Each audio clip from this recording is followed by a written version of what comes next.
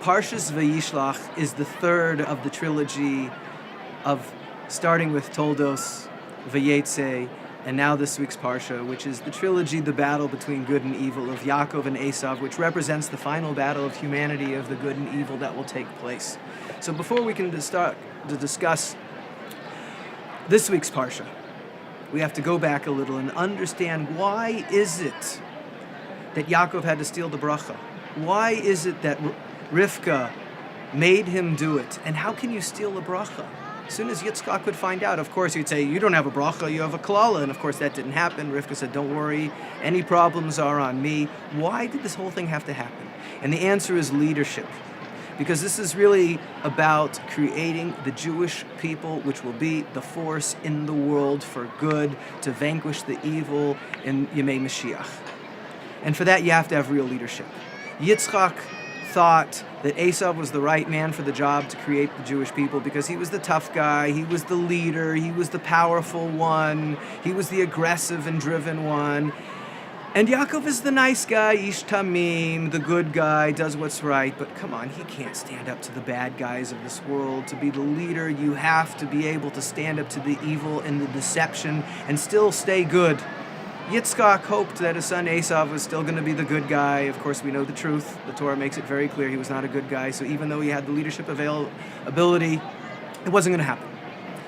So Yaakov had to go through the test. He had to show it to Yitzchak. For Yitzchak to give him the real bracha, he had to show that he had the ability to do whatever it takes, to have mirma, as the Torah says, to deceive the bad guy, steal the brachas, that even though the kol, the voice, our davening, our connection is the voice of Yaakov, of goodness, but in this world you have to have sometimes the hands of Esav, and he does it, he gets the bracha. Yitzchak realizes, Yaakov, you have what it takes, even though he didn't want to do it, his mother made him do it.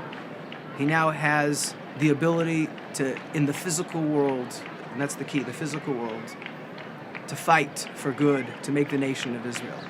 The next parsha, Vayetze, he has to go and deal with another kind of deceiver, another kind of evil, and that is Lavan. Straight out, you can't trust. Every word that it says you can't believe. Truth itself is bent to get whatever he wants. The ultimate deceiver of the mind, and that is the key. Yaakov, for his next step, for building his leadership, he has to fight the Lavans of the world, the ones that can never cooperate but pretend to cooperate, pretend to be good, pretend to be working with you. It's not a physical threat, but it is a complete mental threat. And this week's Parsha, finally, Vayishlach, the ultimate battle, that represents the entire struggle of what we're here for in this world, of truly facing the evil. It's not just the physical, it's not just the mental, it's the complete spiritual, and ultimately that battle between the physical and the mental is right here in the heart, and that is why the real battle was not actually physically fighting Esav. You can't fight Esav.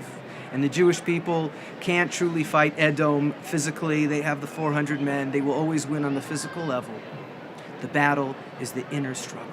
The battle is to be good inside, to rule our hearts, to end lo sasuru, to live our lives as the Yetzer Tov, listening to the Yetzer Tov, vanquishing the Yetzer Hara. That voice is always there, and that is the struggle, and that's why he wrestles with the angel. He wrestles with the angel of Esav, of just give in to the physical world, just enjoy the physical world. And the answer is no, the struggle, the balance. And he does it. And that is Vayishlach. And that's why the trilogy ends with this Parsha, and now Yaakov is ready to start the Jewish people, and he is named Yisrael. And we are B'nai Yisrael. We are the children. We have that within us. We want to be good, and we have to fight the evil. And we cannot be naive. And we have to be willing to do whatever it takes to fight the evil. And the ultimate struggle is not in the physical realm, although that we have to learn that. It's not in the mental realm alone. It's both of them, right where they meet in our heart.